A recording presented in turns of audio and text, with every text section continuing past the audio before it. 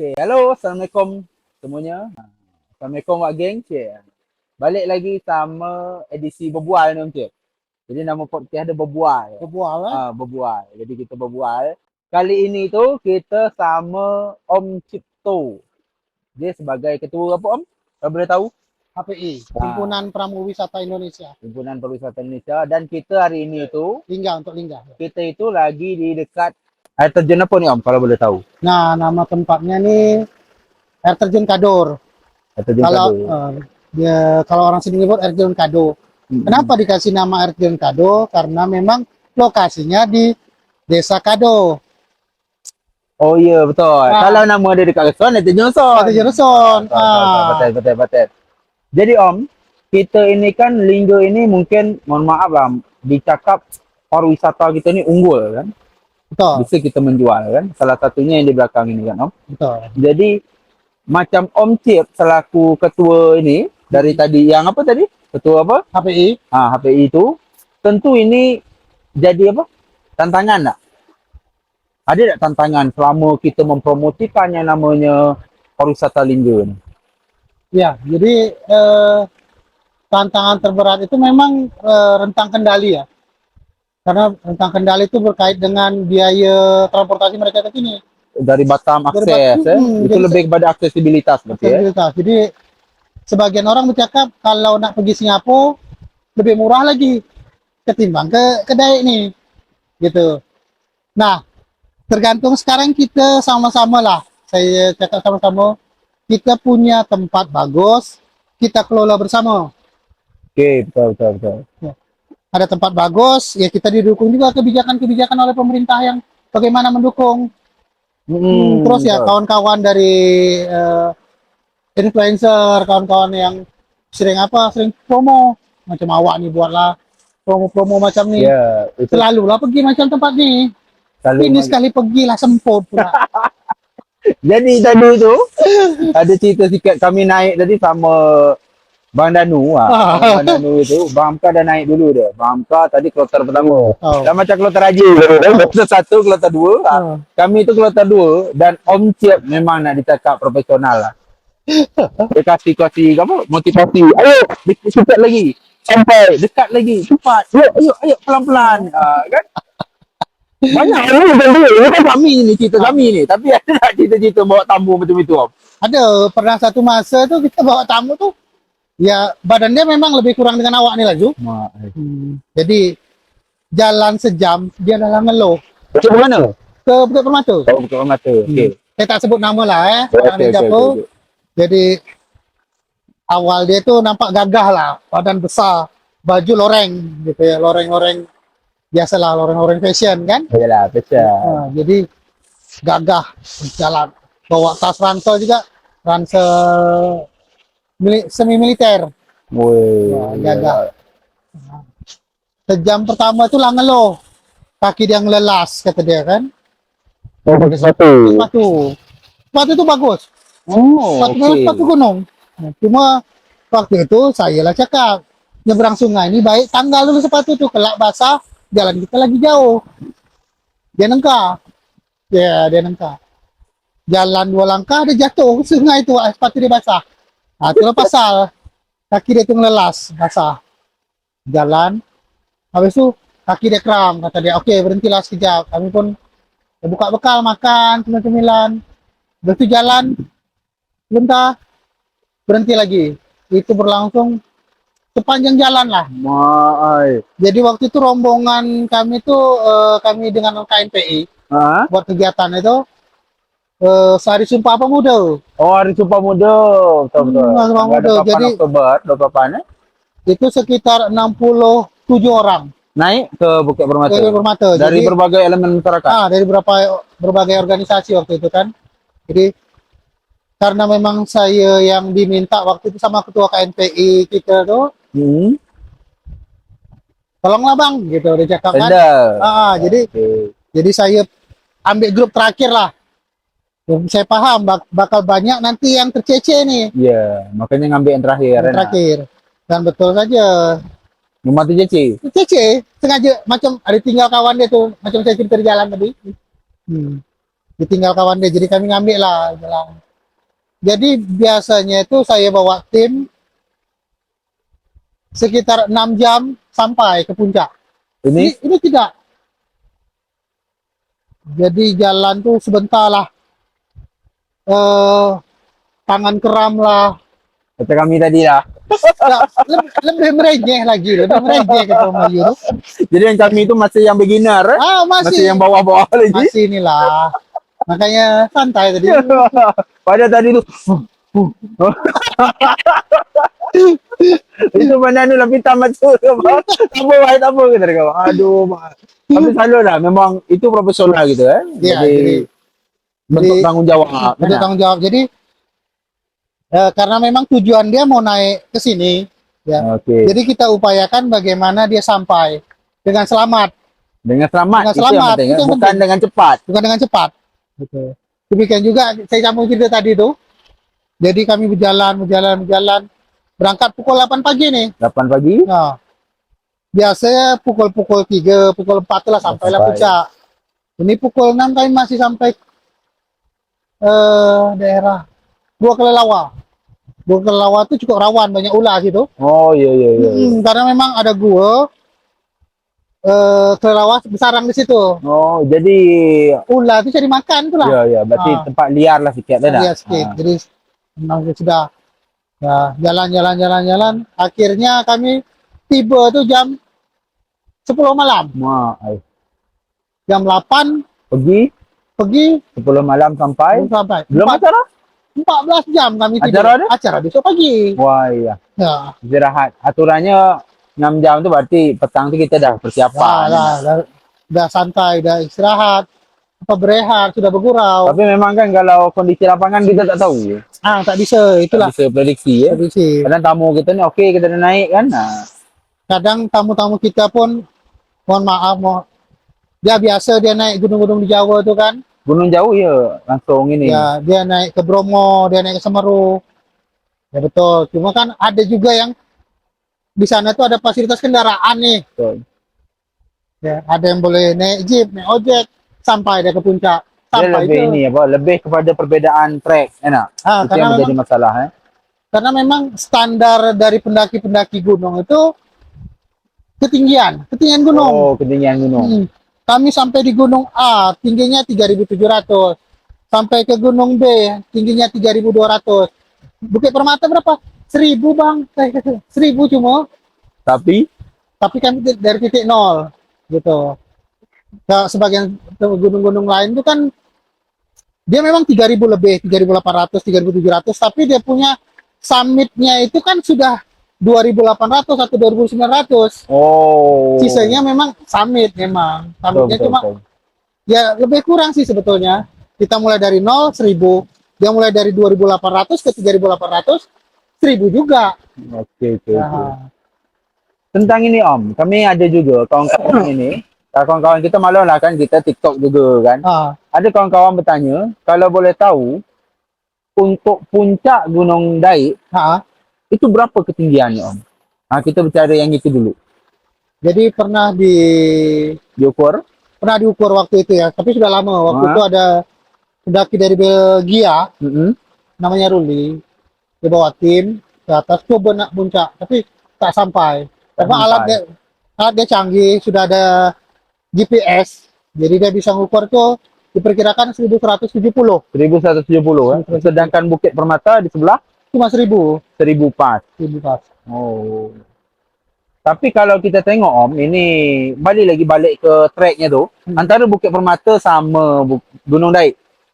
Nah, kalau Bukit Permata itu memang macam jalan kita tadi nih, nanjak terus. Boleh katakan tak ada bonus lah. Kalau saya pernah nempuh itu 4 jam tiba. 4 jam. 4 jam tiba sampai. Bukit Permata. Tapi Normalnya 6 jam kan? Normal 6 jam. Karena pergi seorang. Pergi seorang tuh pandailah bawa diri. Jadi pernah pergi seorang gitu? Pernah pergi Solo gitu, solo hiking. Wah. Jadi 4 jam tiba. Cuma ya memang treknya kita banyak gitu. Sedangkan di Gunung Daik? Kalau Gunung Daik itu agak landai.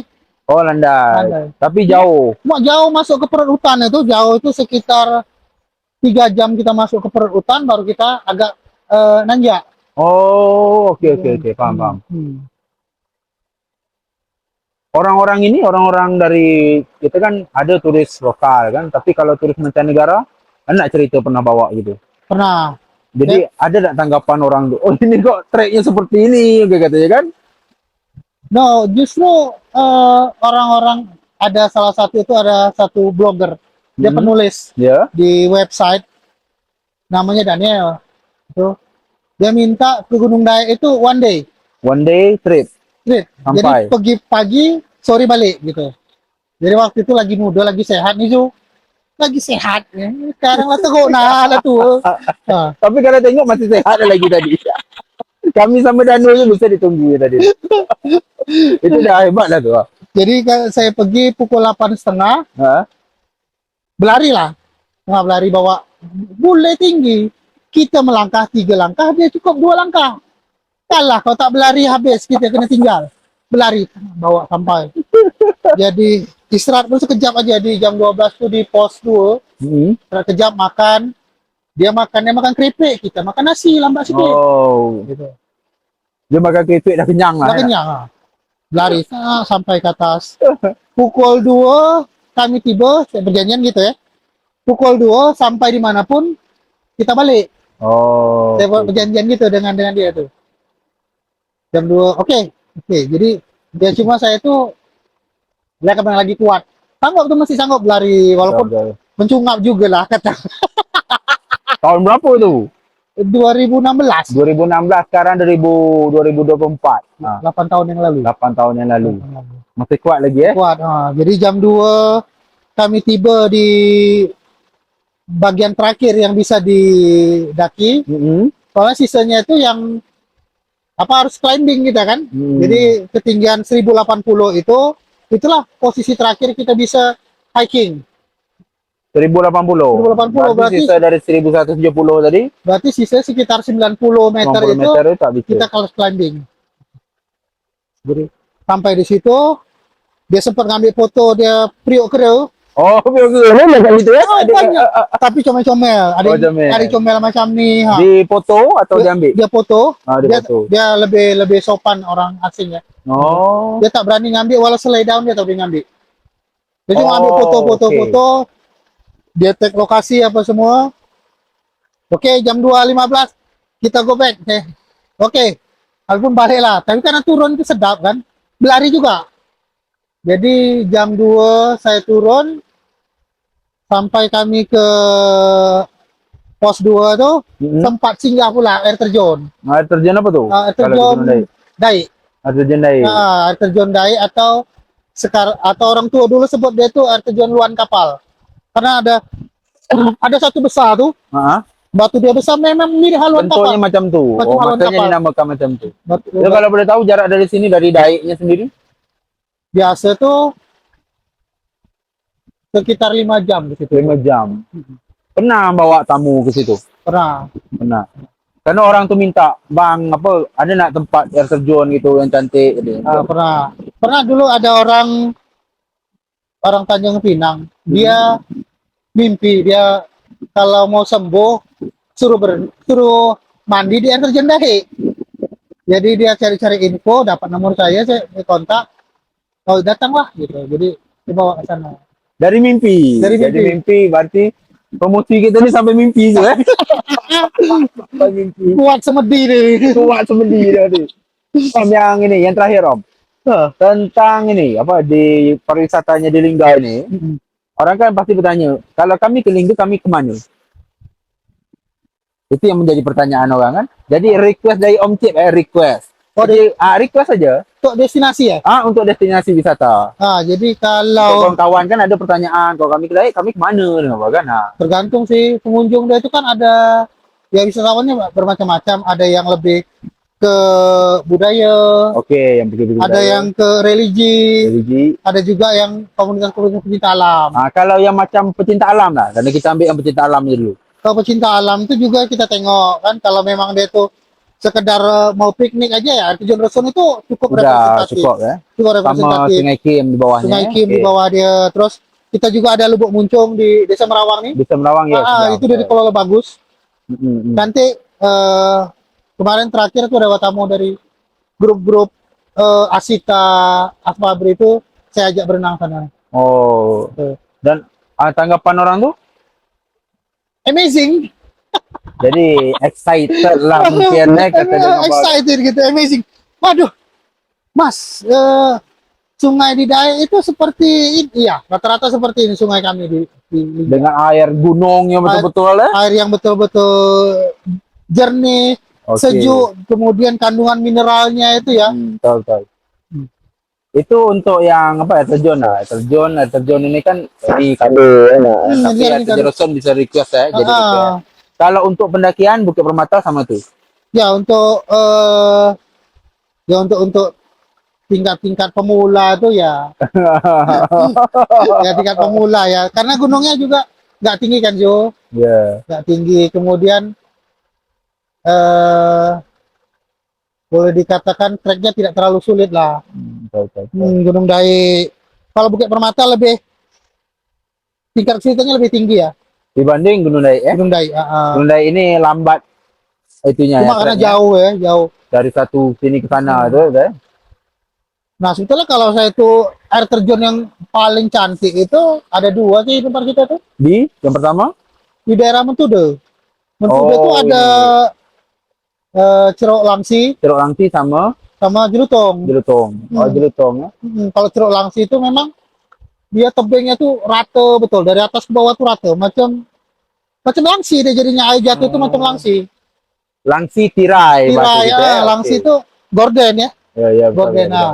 Ceruk Langsi macam cantik. Jelutong debit airnya luar biasa. Waktu itu saya pernah bawa dalam kondisi yang ekstrim ya.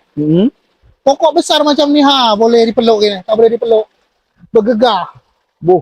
Bergegah dia punya air jatuh tuh. Itu volume airnya macam mana gitu Om? Aku rasa gini, letak ikan di situ, ikan di tangga sisek. Saking kuatnya gitu, kalau letak ayam boleh tangga ya. Berarti pesona Lingga ini sebenarnya menjual. Betul, sangat-sangat menjual. Ada nggak terkadang kendalanya Om? Ya itu tadi akses, yang kembali lagi tadi akses kan? Kemudian kita juga lagi gencar-gencar promo ya, kawan-kawan macam awak nih, Bang Danu, ada Rahul, kawan-kawan kita, terus kawan-kawan dari Dabok juga, banyak yang promo ya, cuma memang kelebihannya kalau kita lebih ke potensi alam yang sifatnya hutan, gunung. Karena di Dabok itu lebih banyak ke pantai. Itu. Di Dabok lebih ke pantai. Pantainya. Tapi kalau di Lingga ni ada yang nak trekking. Nak bahas budaya, ayo. Kemudian kawan-kawan di Dinas Pariwisata juga kan, dia punya beberapa akun itu ya. Ayo ke Lingga, sampai explore Lingga. Itu kan mereka kelola bagaimana promosi. Jadi branding, cara brandingnya. Jadi itu tadi macam saya cerita di bawah. Kita naik ini sulit juga, naiknya sulit. Tapi kita sampai di atas, terbayar, hilang kisah kita penat tadi itu. Dia punya cantik. Demikian juga ketika hari ini mereka merasa berat ya. Keluar ongkos dari Batam atau Pinang ke Dayak itu 300.000 untuk tiket ya. Tapi gitu dia sampai sini, kita punya tempat terbayar sebetulnya.